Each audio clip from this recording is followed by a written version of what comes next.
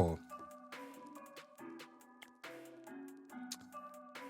Apparently, Diddy, this nigga Diddy, is Fleece Diddy Johnson. As I'm telling you what, now I like you, now I want you. And we can do it the easy way or the hard way. So the choice is yours, right? Jesus Christ. Apparently, people, Diddy is running the jail. God damn it. And I found this little few documents on X. Let's read this headline. Let me deliver you the news, what's going on with the Diddy. Anyway, so let me zoom into this. So according to US prosecutors, Diddy is running the jail. Using inmates' phone time to try to get in touch with witnesses, fabricate stories for the media, and paying off other inmates to assist him while still fulfilling their commissary. Jeez. Just Lord of mercy. Anyway, there's Diddy. Let's look at this document.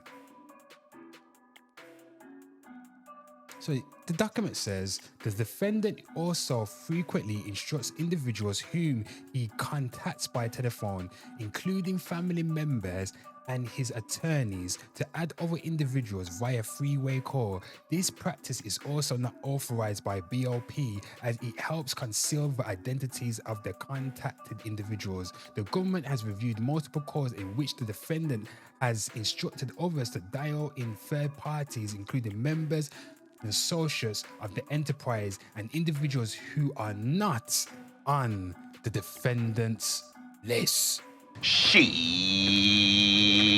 Good Lord, people, let's get through this. Non-authorized messaging services. In addition to flouting BOP rules regarding phone use, the defendant also uses non-authorized third-party messaging services called Contact Me as soon as possible to obscure his communications. The defendant appears to be using two Contact Me ASAP accounts. First, the defendant BOP contact list includes a particular email address assigned to defendant's son, which does not appear to be an account owned by the defendant's son, but instead appears to be an email address connected to Contact Me ASAP. Second, the defendant appears to be using another inmate's Contact Me as soon as possible account, primarily using email one. The defendant has exchanged hundreds of text messages via Contact Me. Okay, let's move on. Let's look at this one here. Other inmates' PAC numbers. The government has reviewed dozens of recordings of BOP jail calls in which the defendant uses telephone accounts of at least 8 other inmates. So Diddy thinks he can make waves, that he can manipulate, orchestrate his freedom. But no, the feds are watching, people. The feds are watching the Diddy. And you know what, people? It was his birthday the other day as well. And the children decided to post up a birthday video wishing him a happy day. Let's watch this clip. Happy birthday, Daddy. Look at this shit right here.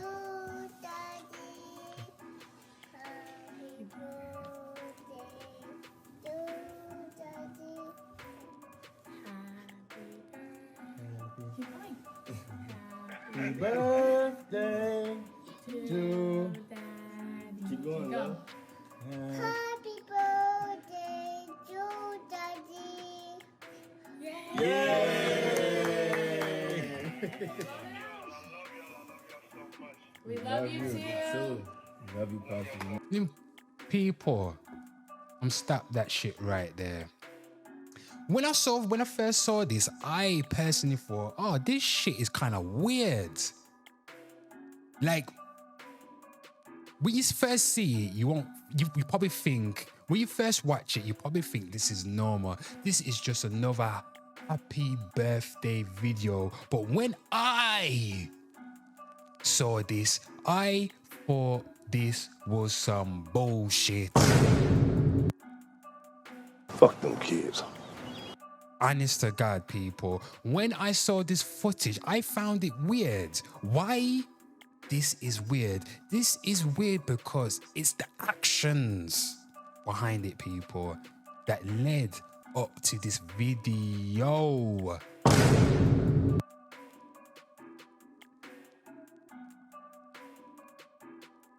It's one thing doing a happy birthday video, but it's not like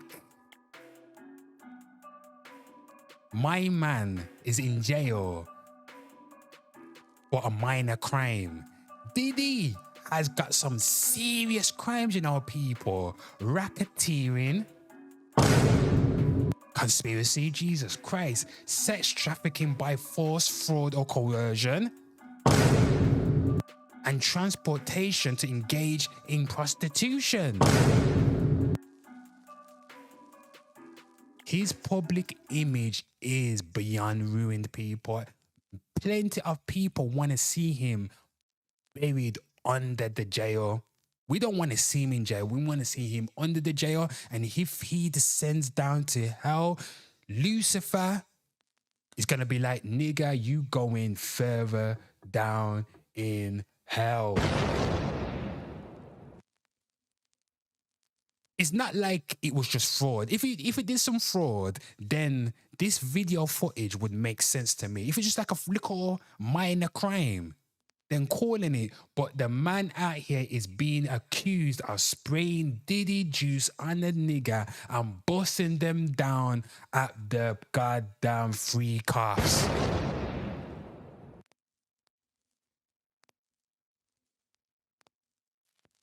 Ain't no way these kids sat around the table and was like, oh, it's dad's birthday today. You know what we're going to do? We're going to do a video for him, and then we're going to call him up, and then we're going to post this fucking video on social media for everybody to see. People, think about it. The kids them, don't forget, half of them, the man them, the boys them are grown ass. The grown ass. The little one, allow her, and the twins, you know what, allow them. But the boys them, they can get 2 slaps. Get a third one. You really think they sat around and thought, yo, let's ring dad. He's in jail. It's his birthday. You know what they should have done?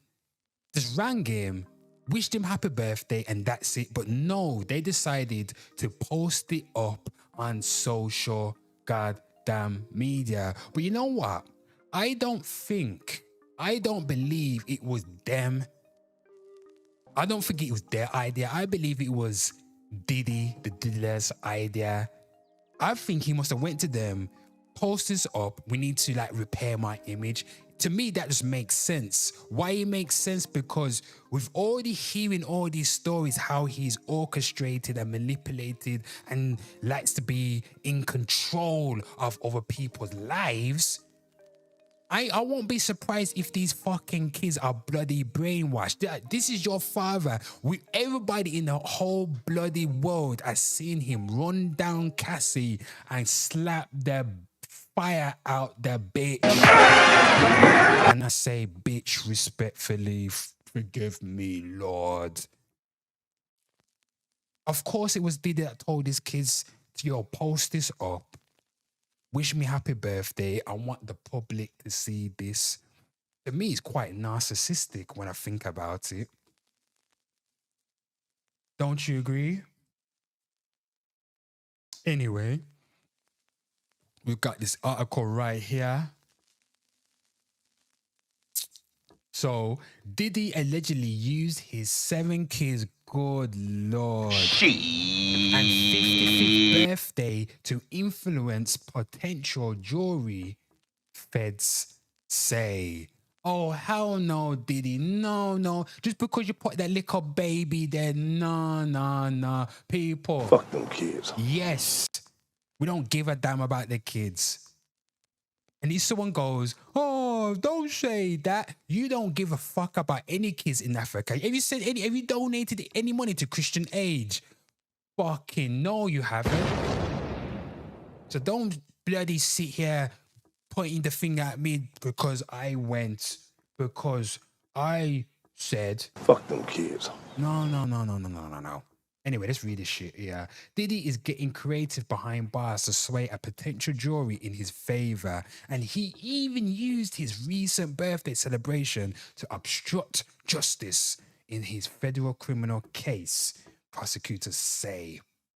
According to new legal docs obtained by TMZ, federal prosecutors say Diddy, who is currently behind bars, recruited family members to plot and execute a media campaign around his 55th birthday earlier this month for the purpose of influencing a jury at trial. Jesus Christ. Where's my yak? Where's my yak? Oh. Oh my Lord. This, you know what? This Diddy, this whole Diddy story, this Diddy drama is a life for me, people. I love the shenanigans. I love the BS going on around here. Good Lord. Anyway, you may recall Diddy's 7 kids posted a gushing Instagram video tribute. Yes, wishing happy birthday, Pops. We love you. Aww. Fuck them kids. But the feds say it was all staged to win over potential jurors, saying the IG video at Diddy's carefully curated direction was posted by his kids for each of their social media accounts. Oh, so all the kids are on it. Fuck them kids. Prosecutors says Diddy monitored audience engagement from within the Metropolitan Detention Center in Brooklyn and specifically discussed with his family and video having its desired effect on potential jury members in this case. God damn it, people. Diddy diddling. Lord have mercy. People, I have this next footage.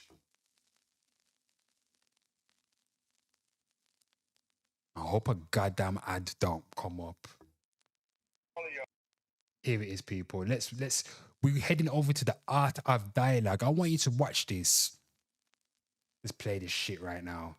My birthday, I'm happy. Thanks to y'all giving me this call. Thank And you Gene very much. Dio, I love y'all. former bodyguard Diddy's watching the videos that we just watched. See y'all in a couple of days. Say it again. What you say? I love you, Daddy. Yeah. I love you too, baby. I want to cry. Hmm. I want to cry because this motherfucker is such a narcissist. He would put his kids through that type of shit and then want to post something like that, like he gonna get some sympathy from somebody. People ain't sympathizing with him. And he gonna use the kids like that so they can gain sympathy. That shit is crazy to me, bro. You understand? If it was really sincere, it would nothing that the world would need to see. Exactly. People, let me pause it right there. What did the fuck did I just say?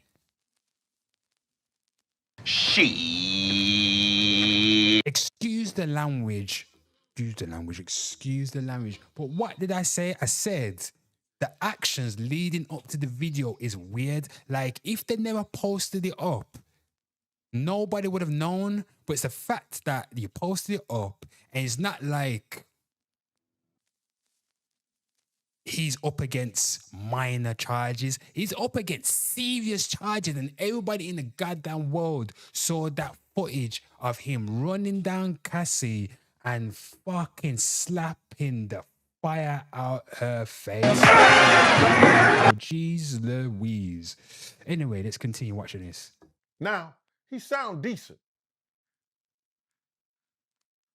And I guess he gonna come to the reality that's where he gonna be for a very long time. He ain't coming But out. to put your kids through some shit like that, man, and then want to post it, Yeah, exactly. that's some real bullshit. I think it's bullshit as well. He got to understand those kids is going through and going to be going through enough not having their mother and their father there. But you ain't got to post that shit for the world to see it. And the only reason they post that because he told them to. Yeah, people, let me pause that shit right there.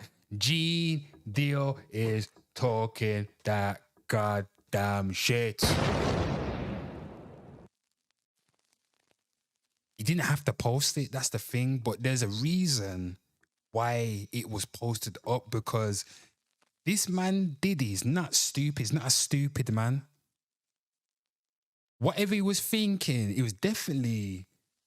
There's a reason why it was posted on social media for everybody to see, because it's social media for everybody to see. But why do you want everybody to see your kids wishing you happy birthday? Like, why do you care what everybody thinks?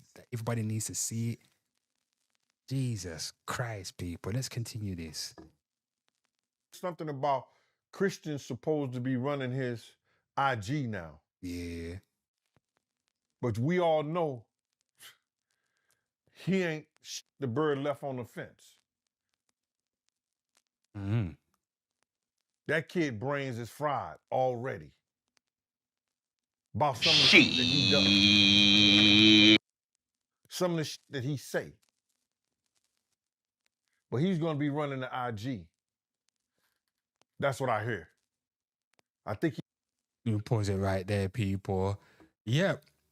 I feel like when you if you have experience being around toxic people or have experience living with someone who's toxic, that shit affects you, you know. Especially if you lived with somebody who's toxic or narcissistic, or someone who's very controlling of other people's lives and situations. Over time, you get conditioned into their thinking. Am I telling a lie, people? If I am, share your thoughts. What do you think? What do you think? Anyway, who is Gene Deal, people? I think we need a little recap for those people that don't know who Gene Deal is. I came across Gene Deal about maybe like years ago, like just before COVID times. So about 5 years ago. And I remember MREC TV, they did like an expose on the Biggie situation. It was Gene Deal basically coming out with his side of the story of what happened to Biggie that night of the shooting and leading up to it. And ever since that day that MREC released that video, watching Gene Deal speak his truth, I said, this nigga's memory is fucking impeccable. People, Gene Deal's memory is bloody impeccable. There you go. And tell you that. So every time he does interviews speaking on like Diddy or Tupac or whatever, this man's memory is super sharp. He has never swayed or stirred away from his story. He's always said the same thing word for word. And I respect him for that because there's people out here that just liars and I can't remember shit. This nigga remembers everything. But anyway, Diddy's former bodyguard, Gene Dale's most shocking claims. So Diddy's arrest for racketeering, conspiracy, sex trafficking, and more is arguably one of the biggest legal moments in music culture. But yeah, let's see where. Okay, there's so while many people have been silent, one man has not. The controversial mogul's former bodyguard, Gene Deal, it has felt like every day there is a new interview clip or article dropping where he speaks on things he saw or knew related to Puff. His name and thoughts come up so frequently that they have become both numbing and overwhelming simultaneously. Jesus, that was some words. Another conflict related to Dio is deciding what is true and what's not, with Diddy on the proverbial gallows. It is easy for anyone to come forward and reveal things that may not actually be true. Most recently, he said that Jay-Z hid from Tupac in the Las Vegas. Everybody knows that, hinting Hove being fearful of the late rapper. But anyway, here are some of the shocking claims of Gene Deal. So again, people, Gene Deal was a bodyguard for Diddy back in the day. So Notorious B.I.G. wasn't killed in a drive-by shooting. So I'm gonna go straight to his quote. So Gene Deal was there that night when Biggie got killed, and he was the one that pulled Biggie out of the car to put him on a stretcher to go into the hospital. There's a bit of context to who Gene Deal is, people. So anyway, he says, let me zoom into this. Wasn't no drive-by. The car was standing there at the corner. He said before, later calling out movies that falsely depict what happened. Every Biggie movie that you see, they say it's a drive-by. When the witness tells you the car was stood right there at the corner, the car was probably there all night. His claim is already wild, but the fact he said probably makes it even more controversial because it calls his sanity into question. I saw this kid lose his life. This kid died while I was putting him out of the car. Jeez. So the next one is Diddy threatened Bad Boy president with baseball bat. So we're just gonna read the quotes, people. I ain't trying to read all this article. You can read it yourself. This is provided by The Vibe. So that's the same shit when Kurt Burrows wouldn't sign over his rights to Bad Boy, his 25% that he was threatening to do to Kirk. He said, like, yo, put that nigga in the car and drive him around so I could see him doing that shit with putting in the car stuff. The interviewer asked him a follow-up question regarding the threat to Burrows, and Deal shared more details. Yeah. He told Kurt Burrows that when he was threatening him with those baseball bats, Deal said, I think it was like Kirk had to sign over Bad Boy. He had like 25% of Bad Boy, but for them to get the deal, everything had to be in one. Like somebody couldn't own 25% for Puff to do the deal. So Kirk had to sign over his shares to them to do the deal, which I didn't never understand. It wasn't my business to understand, but Kirk ended up signing over it back to Diddy with the promise that he was going to get it back once they did the whole thing with Clyde Davis and everything. Kirk had been threatened in order to do it. People. And last but not least, we're going to stop here. King Porter. King Porter is the mother of the twins or the triplets, I don't know. But anyway, and she mysteriously died. And people want to know how she really died. So King Porter casket was ordered 2 months before she died. Lord have mercy. Why was the casket ordered 2 months prior before she died, people? Put my goddamn Colombo on. Let's read this. Kim Porter's Diddy's ex-girlfriend passed away from what was reported to be lobar pneumonia in 2018. I remember when she died and she was fairly young. And I was thinking to myself, what the hell happened?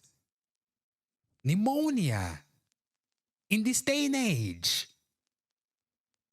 Anyway, however, over the years, many people have speculated that Puff may have had a hand in her death. The speculation increased when he was arrested. Gene Deal offers some startling information about the couple in the interview with Art of Dialogue. Art of Dialogue is putting out some good content, people, surrounding this Diddy situation. He highlighted how allegedly her death was never investigated. Good Lord. Her body was never examined in the bed where she died. Good Lord. All of her electronic devices were missing. Good Lord. And she had received a massage shortly before her passing, despite being reported to have pneumonia. The biggest claim, though, was perhaps the most shocking thing Dio has ever said. Some people even said that her casket was ordered 2 months before she died. I don't believe that, man. I'm not no conspiracy theorist, but I heard how you order a gold casket 2 months before somebody die, man.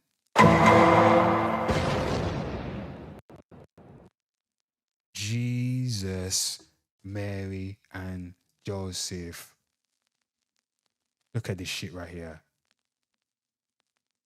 Look at this. Stevie J shares. Let me get my chair back, people. Stevie J shares details from his private in-person conversation with Diddy after the hotel video of Diddy beating Cassie came out, and says he told Diddy he was hurt when he saw this. Aww. Let's play this, people. See video affect the way or alter the way you look at Diddy? Well, you know, it really threw me for a loop because, as I've always stated, I always think about and talk about the things that I know to be true about Sean Combs. And, you know, after I saw the video, I went and saw him in Miami and we had a conversation. And I let him know how affected I was by that. And, you know, I didn't know that he had that in him to do that. My behavior on that video is inexcusable. I take full responsibility. So my conversation with him was basically like, yo, like, you one of my heroes out here, and you hurt me with that. And what did he say back to you? I mean, it was pretty much, you know, a brotherhood moment that I'd rather not discuss right now, but, you know, it was a real emotional moment. People. Shut the fuck up with that shit. Okay.